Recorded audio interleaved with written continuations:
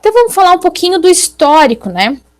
Como surgiu a segurança do trabalho, de onde ela vem, de onde vem a questão do trabalho, né? Propriamente disso, o que é o trabalho. Então, pessoal, nós temos já um registro assim bem antigo em que o trabalho se constatava-se, né? Que o trabalho ele alterava o estado de ser de uma pessoa, né? Se a gente procurar a origem da palavra trabalho, ela remete a instrumentos de tortura, né? Então, essa relação de trabalho é uma coisa muito negativa, né? Até a Idade Média, por aí. Em Aristóteles, né? Ele mesmo já dizia que a escravidão de uns é necessária para que outros possam ser vitoriosos, né? E nessa época, a ociosidade, ela vinha como um valor. A pessoa que estava ociosa, ela tinha essa liberdade para criar o destino que ela queria, né? Mas, pessoal, nessa época, quem que trabalhava, né? Quem que nós tínhamos trabalhando? Os escravos, né? Então, se pensava em mudar essa realidade? Não se pensava. Nós tínhamos uma mão de obra aí muito vasta, né? Bem abundante. Então, não se preocupava com isso. Quando que o trabalho ele começa a mudar de posicionamento aí? Aí vamos resgatar um pouquinho a história. Lá no Renascimento, né? Que começa-se a pensar, então, no trabalho como algo um pouquinho diferente. Algo positivo, ao invés de ser algo negativo, né? Então, a gente diz que no momento do Renascimento, a gente tem a valorização do trabalho. E aí ele entra também essa valorização como manifestação da cultura, porque a gente tem as produções artesanais, né? Então muda um pouquinho. E aí o trabalho ele passa a ter um valor na sociedade, né? E o próprio homem, quando ele trabalha, ele tem um valor. Então se criam aí as ideias dos artesãos, que é aquela coisa manual, né? Uma produção, uma arte, né? O trabalho ele começa a ser associado com algo de valor, com uma arte, com a cultura. Certo? Isso no período, então, do Renascimento. A questão de trabalho, saúde e homem, se a gente for olhar essa relação, né, ela vem de muito antiga. Então, como eu citei, sempre soube-se que qualquer trabalho que fosse executado, qualquer atividade, ela traria um risco, né, para quem estava executando. Vamos pensar lá nos homens da caverna, o fato da pessoa sair caçar, né, isso era uma atividade de sobrevivência, nem era caracterizado ainda como trabalho, né? Mas você percebia, né? Não precisava saber ler, não precisava saber, enfim, nada, mas era perceptível que a pessoa, a partir do momento que ela saía de casa caçar, ela estava correndo um risco, né? De não retornar, de retornar com algum membro faltando, não sem algum membro. Enfim, então tinha um risco. Desde sempre se tinha essa consciência de que você realizar um trabalho é sinônimo de você alterar a tua saúde, né? Então, sabendo disso, nós temos os primeiros registros, né? Que eles datam aí ainda antes de Cristo, que é o que nós temos aqui projetado para vocês. A civilização greco-romana, né? Então, 400 anos antes de Cristo. Hipócrates, vocês já ouviram falar nele com certeza, né? Foi um médico, assim, bem marcante no tempo dele, porque dizia-se que ele tinha uma visão, né, muito à frente. Nessa época, assim, era difícil mensurarmos, ou seja, quantificarmos algum risco, mas tudo era feito na base de observação, né, de constatações a partir de observações, um pouquinho diferente das conclusões que a gente tira hoje. Mas então Hipócrates, ele começa aí os primeiros registros que relacionam o trabalho com algum prejuízo à saúde, né? Então é um dos primeiros registros que nós temos. Ele foi tão importante que ele é considerado então o pai da medicina, né? Da medicina de uma forma ampla, geral. Com relação à segurança do trabalho, qual foi a grande contribuição dele? Então nós tínhamos uma atividade na época, né? Que eu vou falar bastante dessa atividade ao longo das nossas aulas, que é a atividade de mineração, né? Tá ali. Então ele conseguiu observar que havia uma intoxicação por chumbo. E ele visualizava isso principalmente pelas pelas mulheres, né? As mulheres ficavam viúvas muitas vezes ao longo da vida delas, porque casavam-se com trabalhadores de minas, né? E aí esse chumbo, né, o metal pesado, que estava presente, e muito presente nessa atividade de mineração, certo? Então, 400 anos antes de Cristo foi o nosso primeiro registro. Desde lá, então, nós temos algumas contribuições, né? Alguns outros, como por exemplo aqui o Plínio, né? E Galênio, Plínio ele não era médico, ele era um escritor, então ele registrou algumas constatações, né? Que ele observou. Ele era apenas um escritor, né? Ele viveu aí na época, logo no início, nos primeiros 100 anos aí depois de Cristo, né? Então já na era cristã, como nós falamos. E o Plínio, então, o que ele registrou que ficou muito marcante? Não só o chumbo, mas como a poeira. A poeira também prejudicava aqueles trabalhadores, né? E aí, o que ele observou na época? Quem eram esses trabalhadores, né? Os escravos. E o que ele observou na época? Que os próprios escravos, usando bexiga de animais, então tá entre parênteses aqui, bexiga de animais, eles improvisavam máscaras para se protegerem da poeira.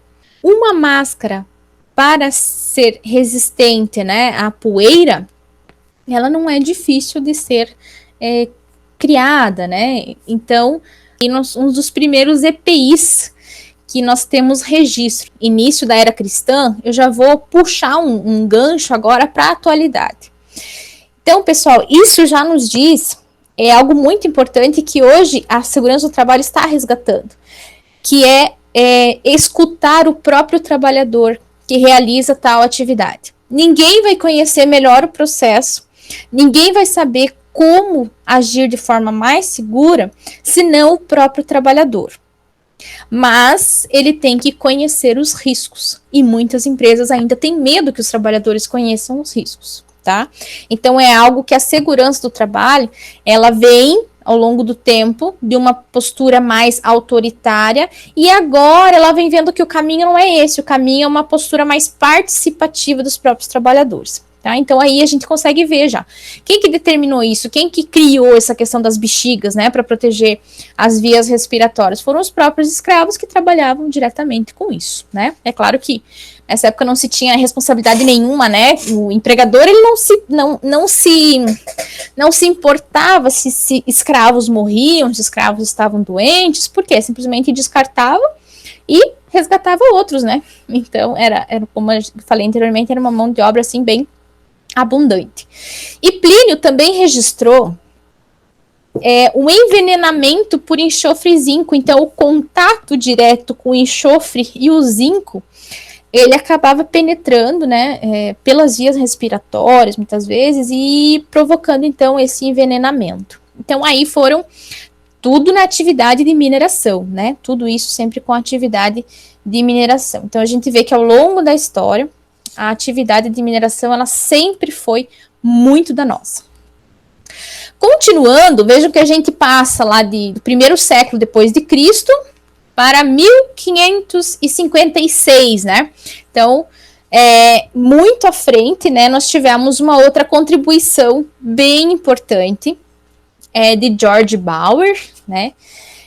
George Bauer era um pesquisador alemão, e ele fala, então, dos principais acidentes e doenças do trabalho, mais comuns nas atividades de mineração também, da fundição de prata e ouro. Então, nessas 3 atividades, né, praticamente, na mineração e na fundição, e a fundição sendo de prata e ouro.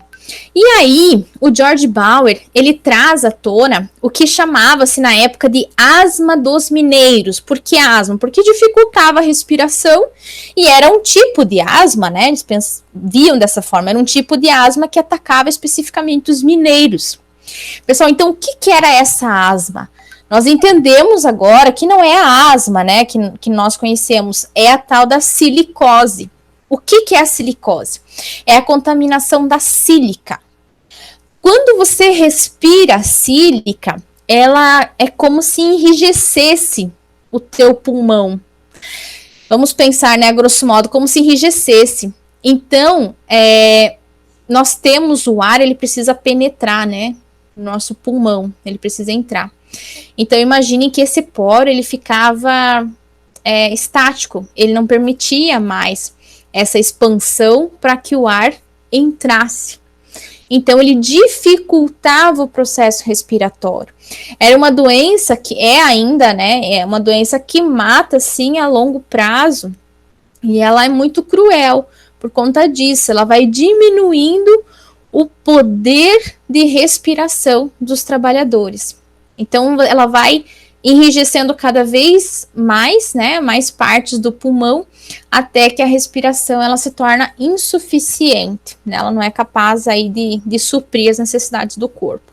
Então, na época era chamado asma dos mineiros, né, então ele fez essa contribuição bem importante, e esse é o nome do livro dele, né, que ele acabou publicando, esse pesquisador, De Re Metallica. Então, ele fala de toda essa contribuição negativa dessas atividades de mineração e fundição para os trabalhadores. Quero destacar para vocês esse filme, tá? Se vocês tiverem a possibilidade, assistam. Por que eu gosto desse filme, né? Ele é atual e nós estamos em 2021 e nós ainda temos problema com atividade de mineração. Mesmo nós tendo, por exemplo, a nível nacional, há 22 anos, uma norma específica, ou lei, né, vamos chamar assim, que é uma lei específica que trata dessa análise de risco na atividade de mineração. E aqui no ano de 2010, né, o que retrata esse filme? Retrata algo inusitado, na verdade, que aconteceu numa mina. Por que é inusitado?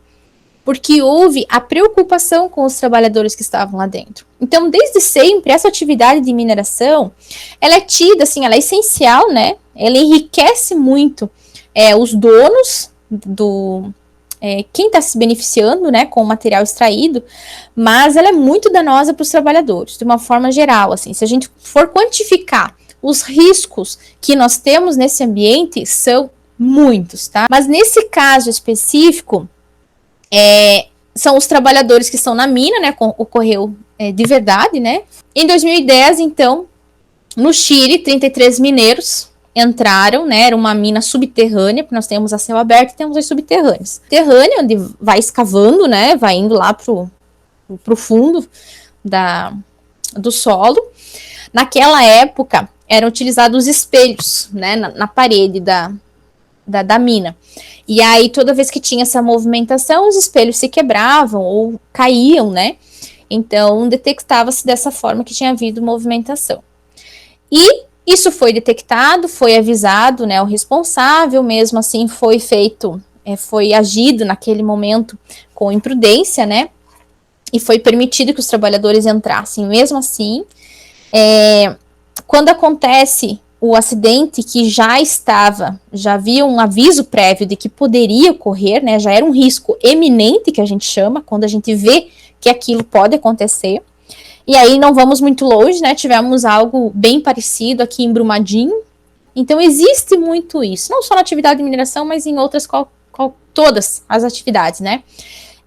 Se formos falar também em Chernobyl, que aconteceu a mesma coisa, né. Voltando então para o episódio que aconteceu em 2010, esses 33 mineradores estavam trabalhando, por sorte, né, ocorreu essa explosão, desabou, fechou, né, toda a saída, e aí, quando tem-se essa explosão, eles vão para o abrigo. Então, os 33 conseguem chegar no abrigo. O que é esse abrigo? Esse abrigo é algo exigido por norma, né? Se acontecer qualquer acidente na mina, eles têm que ter um local bem seguro, e aí é estudo geológico, né, para saber qual área da mina seria o mais adequado, e aí naquele espaço eles têm certeza que vão ter alimento, que vão ter saída de emergência, e conseguirão, né, se comunicar com a equipe que está acima do solo, para contar o que aconteceu, pedir ajuda e esperar o socorro, né? E aí acontece algo que mostra algo que acontece muito nos ambientes de trabalho. É exigido um extintor, por exemplo, nos dias de hoje. O extintor está lá, mas às vezes ele está sem pressão, ele não está com a manutenção em dia, mas está lá, estou seguindo a lei. Outro exemplo, a lei me pede hoje, né, uma IN, vamos ver ao longo das aulas a diferença dessas normas, mas nós temos uma IN, por exemplo, do Corpo de Bombeiros, que exige que tenha hidrante, então aquela caixa grande que vocês enxergam nas paredes de alguns edifícios, de algumas instituições, o IFES que tem, né, se vocês notarem, que tem uma mangueira dentro e ali deve ter um aporte de água, né, tem toda uma norma que diz de onde tem que vir essa água, a pressão, tudo. Aí eu visualizo que tem a mangueira lá. Mas se um dia eu precisar, muitas vezes não sai água, né? Então, muitos testes, às vezes, em instituições que eu dei treinamento de brigada, que a gente foi fazer o teste, foi fazer a prática, a gente acabou descobrindo que aquele hidrante que estava lá não funcionava, porque não tinha conexão de cano com a água. Então, a segurança do trabalho, muitas vezes, ela atende à lei, né? Tô ali atendendo o que está me exigindo, mas às vezes não é funcional, né? Então, visualizo que está ali, mas aquilo não precisa ser funcional. Então, quem vistoria e o próprio empregador também, ele não fica com essa responsabilidade, não se sente responsável, né? Então, mostra muito essa realidade que a gente ainda vive, né? A norma exige que tenha um abrigo, que tenha telefone, que tenha saída de emergência e tal. Tá lá o abrigo, mas quem vai entrar lá dentro da mina até o abrigo para vistoriar? Então é muito difícil. Essa questão, esse filme, ele mostra muito essas questões que a gente ainda vive hoje, tá? Por isso que eu gosto bastante dele. Depois, né, que eles conseguem, aí tem a questão do resgate, né? A pressão da sociedade, ficaram sabendo, escapou, né? Aí entra toda a tentativa de tentar abafar. Então, há essa tentativa de abafar, há a pressão da sociedade, porque a gente vai ver ao longo da segurança do trabalho que essas preocupações com os trabalhadores, eles vêm de movimentos da própria sociedade, né? De exigências da sociedade. E por questões políticas, né? Que o ministro vai até lá e o ministro é que briga. No filme, eles mostram o ministro muito humano, né? Muito preocupado, mas a gente não sabe até que ponto na vida real houve essa humanização por parte do ministro ou era meramente esse político, né? Então, muitas forças são movidas para que se consigam fazer esse resgate, né? Então, só para puxar aí um pouquinho a visão da segurança do trabalho para quem já assistiu e para quem então se interessar por assistir o filme, né? Visualize as questões de segurança. E aí entra também a questão emocional, né? A questão de estar várias pessoas trancadas em um ambiente. Hoje a gente vive isso em plena pandemia, né? Numa residência, em familiares, vocês imaginem desconhecidos, né? Por dias e dias dentro de um espaço, do mesmo espaço, em condições precárias. Então, tudo isso é relacionado com a segurança do trabalho. Tá? A segurança do trabalho, ela vê o profissional como um todo, o ser humano como um todo. Não só ele não ter doenças no meio ambiente do trabalho, mas desde perturbações emocionais, psíquicas, que envolvem a questão pessoal e profissional. Então, hoje nós vemos o trabalhador como uma pessoa, como um ser humano. E o ser humano, ele não é uma máquina que chega no ambiente do trabalho e faz atividade, saiu dali, ele desliga e agora ele tem a vida de casa, né, a vida pessoal. Não existe isso. O ser humano, se ele não está bem, ele não produz como deveria no seu ambiente de trabalho, né? E quando o trabalho não está bem, também ele acaba levando essas preocupações para casa. Então, a segurança do trabalho hoje, repetindo, ela vê o trabalhador como um todo, ou deveria ver, né? Continuando, então, as nossas contribuições, então nós vínhamos, né, lá do nosso pesquisador aqui, George Bauer, em 1500, e depois nós temos, então, uma grande contribuição, e aí, quando eu digo, é uma das obras, assim, mais marcantes, porque hoje nós temos o INSS, nós temos uma relação assim. Ele tem determinadas atividades que é sabido que geram determinadas doenças. Existe essa relação, né? E hoje essa lei, em 2000, né, depois dos anos 2000, ela tem como base o que foi feito por Bernardino Ramazzini, lá em 1700. Traduzindo, seria as doenças dos trabalhadores. O que Ramazzini fez? Ramazzini, então, era um médico, né? E ele era muito preocupado com o adoecimento dos trabalhadores, né, das pessoas que faziam determinadas atividades.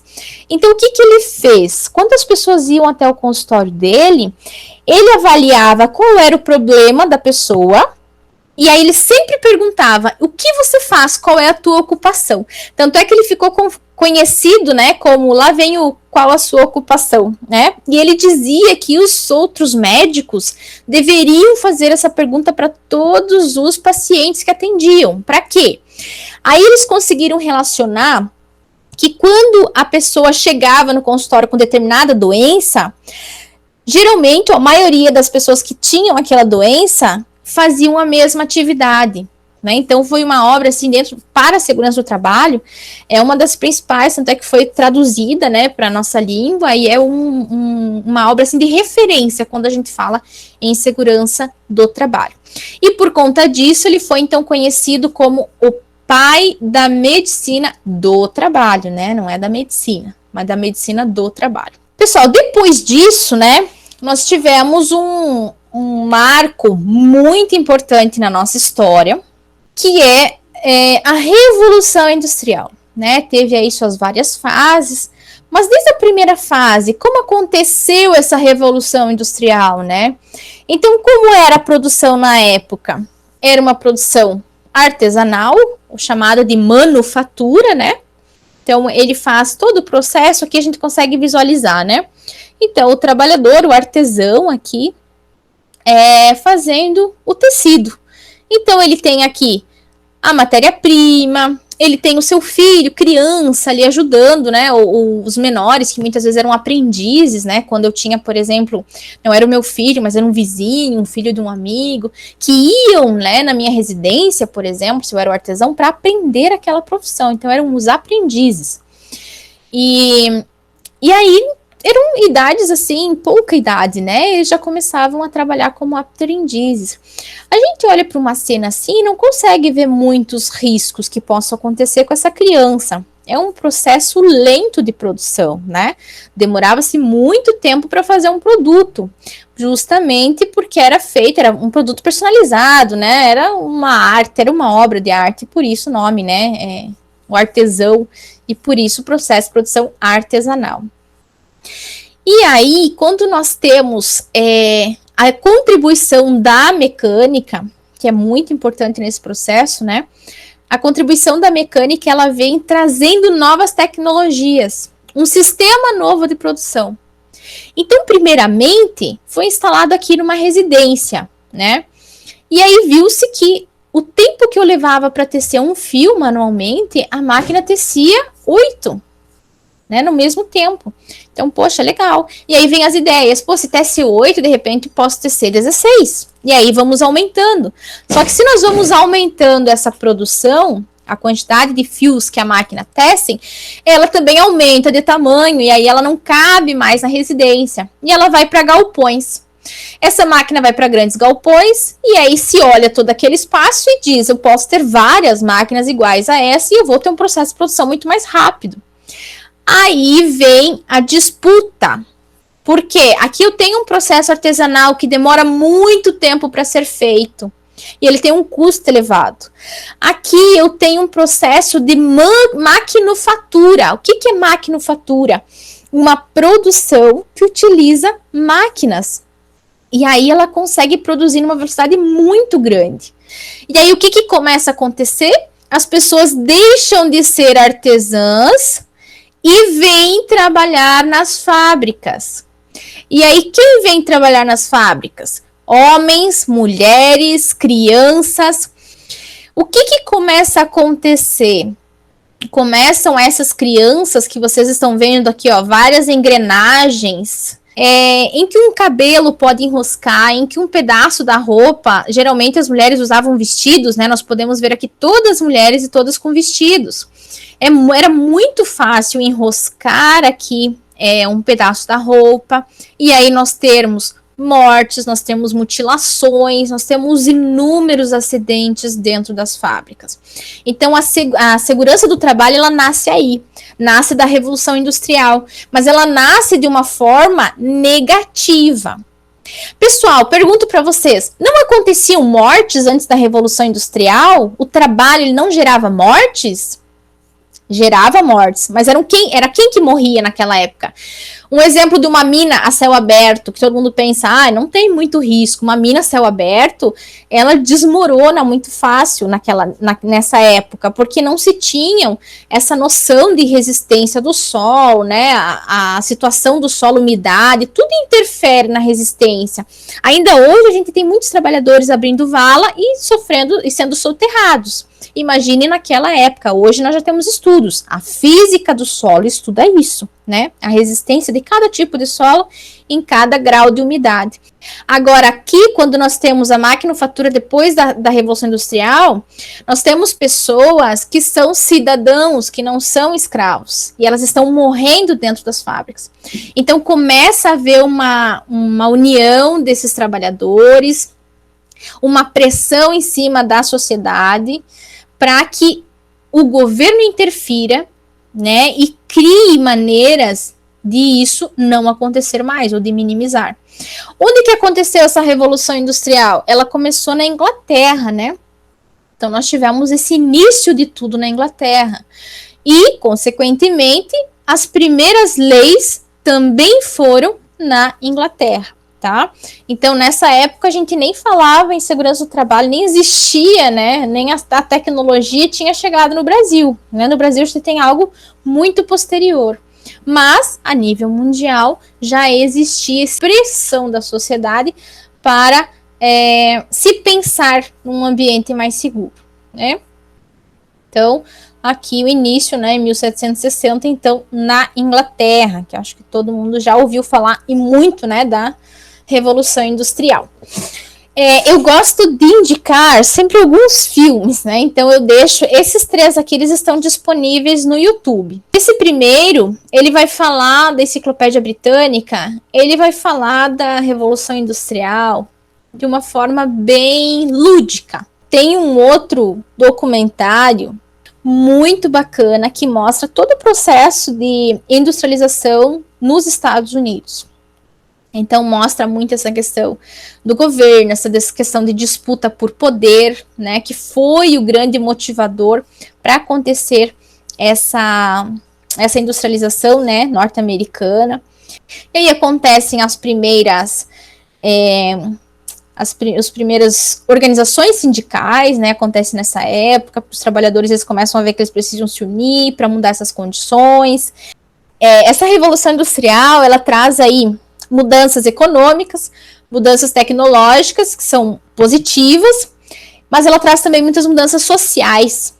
O que acontece, e aí entra a questão da segurança do trabalho também, como uma visão fora do ambiente de trabalho.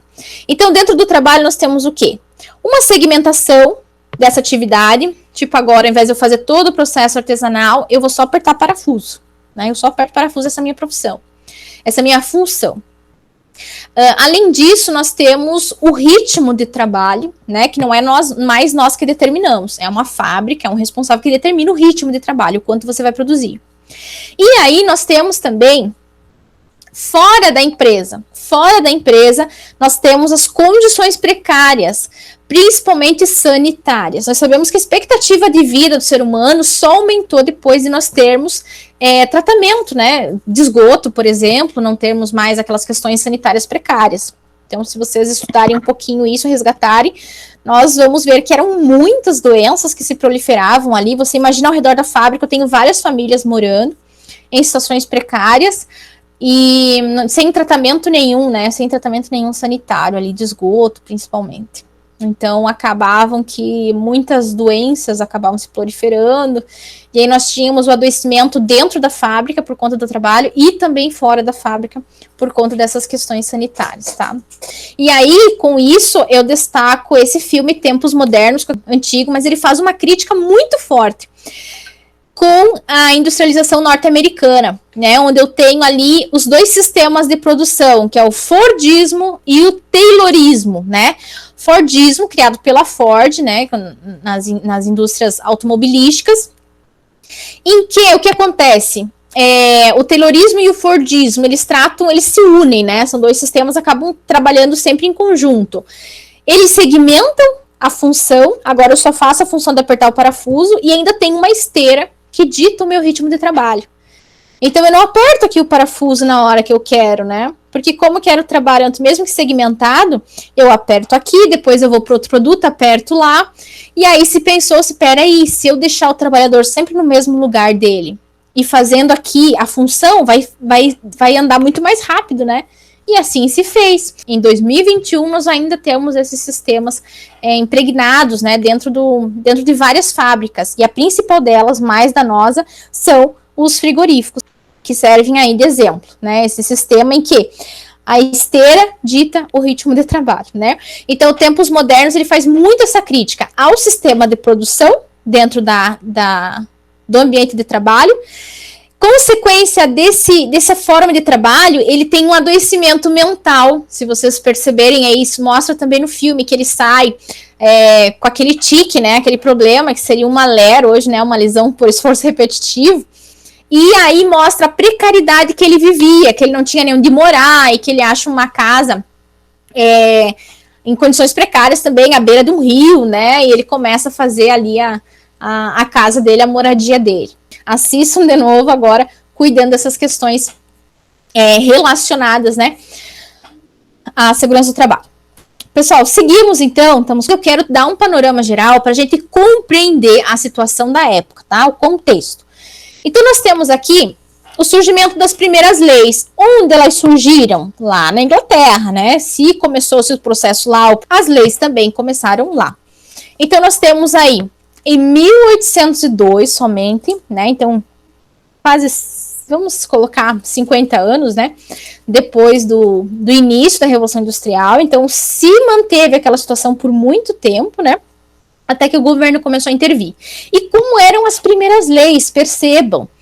A lei de amparo aos operários ou aprendizes limitava em 12 horas o trabalho dos aprendizes. Limitava em 12 horas. Por quê? Porque eles trabalhavam 16 horas. Pessoal, imaginem vocês trabalham manhã e tarde, né? Alguns, manhã e tarde, 8 horas, e mais 4 horas de aula, 12 horas por dia. Agora você imagine você dentro de uma fábrica, sem proteção nenhuma, você tem o cansaço natural do corpo, né? Nós sabemos que nós produzimos hormônios para ficar acordado de dia e produzimos hormônios para dormirmos à noite, né? Vou trazer um exemplo assim, da galinha, né? O que a galinha tem a ver com a segurança do trabalho? Porque a galinha que faz ela botar ovo não é o galo, né? Vocês devem saber disso. Mas sim a incidência solar, né? Tanto é que tem um período no ano em que ela fica ou diminui os ovos que ela bota. Então, a questão de ter dia e noite é que fazem a galinha, por exemplo, botar ovo. Se você alterar artificialmente a duração do dia e da noite, você pode diminuir ou aumentar a produção de ovos. Então, a importância que a luz solar tem para nós. Então, pessoal, assim como o dia e noite influencia na fisiologia da galinha, influencia também em nós, seres humanos. Se nós estamos falando aqui que a luz interfere, vocês imaginem dentro de uma fábrica, onde o cansaço já atingiu o corpo, né, de estar ali 16 horas, e tem mais a questão noturna. Né, cai a noite, o corpo ele está mais desatento, ele acaba ficando mais desatento porque ele naturalmente ele precisaria dormir. E aí aconteciam a maioria dos acidentes. Então, só para nós encerrarmos, o que nós temos que observar nessas leis? Começam limitando em 12 horas diárias, porque em 16 era muito tempo, eles cansavam e acabava acontecendo os acidentes. Posteriormente, olha só, eles proibiam menores de 9 anos. Então, a criança que tinha 6, 7, 8 anos não podia mais, mas ela completou 9 anos, tchau, vai trabalhar. Hoje, com 14 anos, a gente já tem essa dificuldade, né, da pessoa trabalhar. Imagina aqui com 9 anos já podia, né? E limitava-se, então, em 12 horas para todos os menores de 16 anos. que o tempo vai passando, percebam que de uma lei para outra, a gente passa aí 10 anos ou até mais. Então, foi um processo muito lento, tá? Aí depois reduzia para 8 horas para os menores de 13. Então, ó, sempre vai reduzindo o tempo de trabalho para aqueles menores. Por que isso? Porque eram os que mais sofriam acidentes. Então, tinham partes dentro das máquinas que os adultos não conseguiam alcançar para fazer limpeza, para fazer manutenção. E aí, quem que fazia?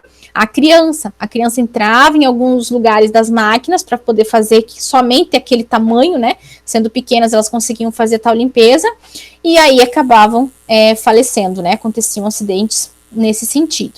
Então, percebam que vai sempre nesse sentido. Ó, 12 horas para menores de 18, né? Vai ampliando. Antes era menores de 16, agora é menores de 18. E aí nós temos uma lei que ela vem e limita em 10 horas diárias para todos os menores, 10 anos, e 18 anos, e para as mulheres. Então, sempre no sentido, os homens podem trabalhar 16, né? Ainda pode.